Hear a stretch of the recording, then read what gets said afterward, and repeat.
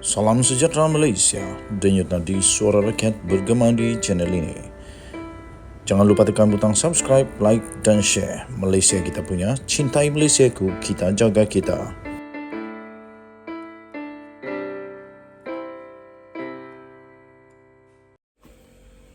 Salam sejahtera Malaysia, denyut nadi suara rakyat bergema di channel ini. Sebelum saya mulakan, saya ingin ucapkan jutaan bilion terima kasih kepada semua yang sudah tekan butang subscribe, like dan share. Hari ini sudah 7 hari bulan Februari 2022. Terima kasih kepada semua yang sudah subscribe, yang sudah join member, terima kasih. Sekali lagi Hisham Spiderman, member dalam channel ini. Sila hubungi Telegram rasmi The Twin TV untuk dapatkan baju yang cantik ini. Kami ingin berikan kepada anda baju yang cantik tersebut. Jadi nanti sila PM atau DM di dalam Telegram ataupun Twitter rasmi The Twin TV. Okey, baik. Anwar Ibrahim dipecat 24 tahun yang lalu oleh UMNO dengan pelbagai tomahan. Akhirnya hari ini mengejutkan seluruh Malaysia apabila Anwar kembali ke pejabat UMNO. Wow. Dia kembali ke UMNO punya pejabat. Anwar jejak kaki semula kebangunan UMNO. Pasti ramai yang pedih hati. Tapi sebelum itu saya ingin tanya kamu lah. Apa pendapat kamu dengan perkembangan terkini Datuk Seri Anwar Ibrahim? Adakah kamu rasa bagus juga sebenarnya dia dipecat daripada UMNO dulu?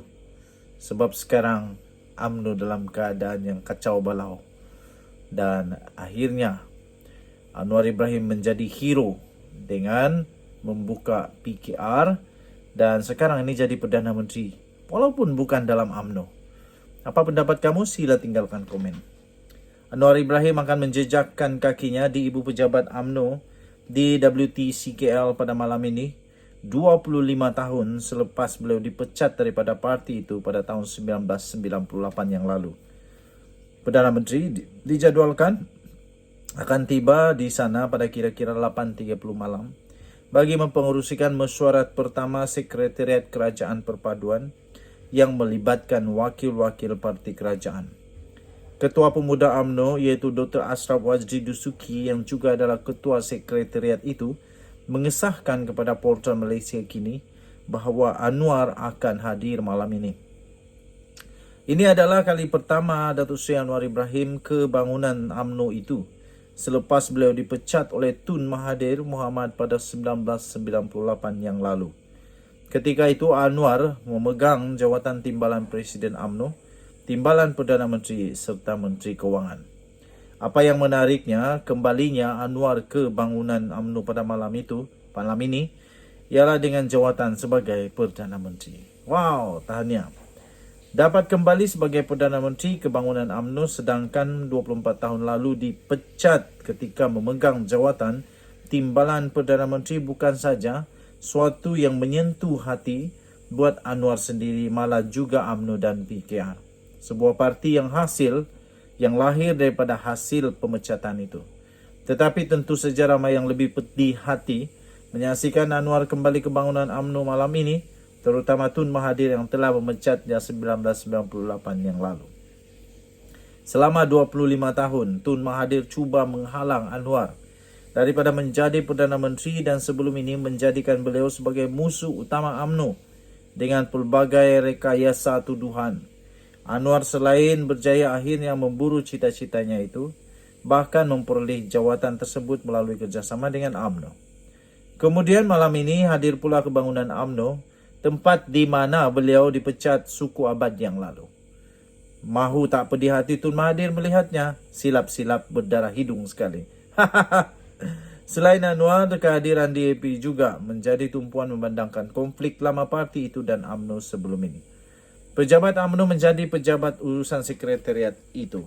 Sekretariat itu ditubuh bagi membincangkan perjalanan kerajaan dan langkah ke hadapan, termasuk kerjasama politik serta janji-janji dan manifesto parti-parti kerajaan.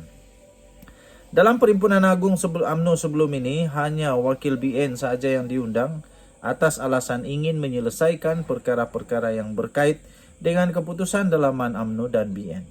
Bagaimanapun ramai yang melihat tindakan itu dibuat supaya penyokong UMNO tidak terkejut dengan perubahan drastik hala tujunya yang membentuk kerajaan dengan musuh tradisi pada kali ini. Sementara itu, pemimpin Pakatan Harapan PH akan bermusyawarah terlebih dahulu petang ini sebelum mereka akan bertemu dengan parti-parti kerajaan lain malam nanti. Denyut nadi suara rakyat bergema di channel ini. Bye-bye. Salam sejahtera Malaysia. Denyut nadi suara rakyat bergema di channel ini. Sekali lagi, sebelum kita mulakan, saya ingin ucapkan terima kasih kepada semua yang sudah tekan butang subscribe, like dan share. Terima kasih juga yang sudah join member. Sekali lagi, untuk penghantaran seterusnya, kita ingin memanggil Encik Hisham Spiderman. Hisham Spiderman yang kita pilih pada minggu ini untuk penghantaran baju t-shirt yang cantik ini. Anda boleh lihat t-shirt official The Twin TV. Jadi untuk Encik Hisham Spiderman, sila hubungi The Twin TV di Telegram official The Twin TV. Anda boleh cari The Twin TV di Telegram dan kita akan PM, DM ke apa-apa untuk hantar baju ini kepada anda. Terima kasih. Bagi yang belum tekan butang subscribe, sila tekan butang subscribe. Bagi yang belum join member dan berminat untuk jadi member, dipersilakan, kita alu-alukan. Tuan-tuan dan puan yang dihormati sekalian, Datuk Seri Ismail Sabri Yaakob tiba-tiba membuat keputusan yang amat-amat mengejutkan. Saya fikir ada sedikit kekecewaan, ada sedikit juga mungkin dia ingin protes ke apakah. Tapi manusia mana yang tidak pandai kecewa kan? Manusia mana yang tidak pandai kecewa? Semua manusia ada hati, perasaan, boleh kecewa, boleh merajuk dan sebagainya. Yang mengejutkan ialah tiba-tiba Datuk Seri Ismail Sabri Yaakob kata bersedia untuk meninggalkan arena politik arus perdana. Adakah ini dia bermaksud untuk dia bersara daripada politik? Adakah dia keluar daripada politik? Adakah dia pula akan keluar meninggalkan UMNO? Sebab kalau menurut tajuk daripada bharian.com.my ini, kalau dia bersedia meninggalkan arena politik arus perdana, maksudnya dia bersedia untuk meninggalkan UMNO dan Barisan Nasional. Datuk Seri Ismail Sabri Yaakob mengumumkan beliau sedia untuk berundur daripada arena politik arus perdana dengan perancangan awal untuk berehat sebelum ini, yang sepatutnya selepas berakhir panggal pilihan raya umum ke-14 yang lalu.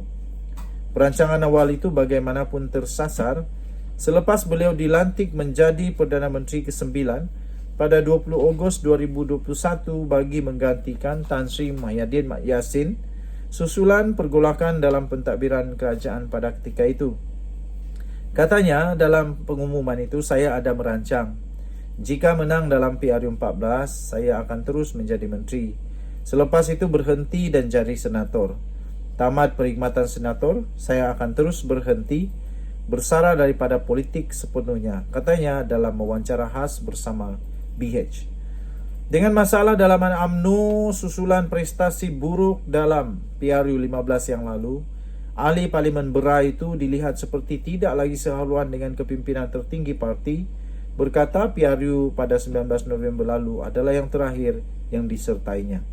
Katanya sebenarnya saya merancang untuk berehat selepas PRU 14, namun ditakdirkan jadi Perdana Menteri. Kata naib Presiden UMNO itu yang dilantik ke jawatan tertinggi berkenaan selepas hanya 42 hari menjadi timbalan Perdana Menteri.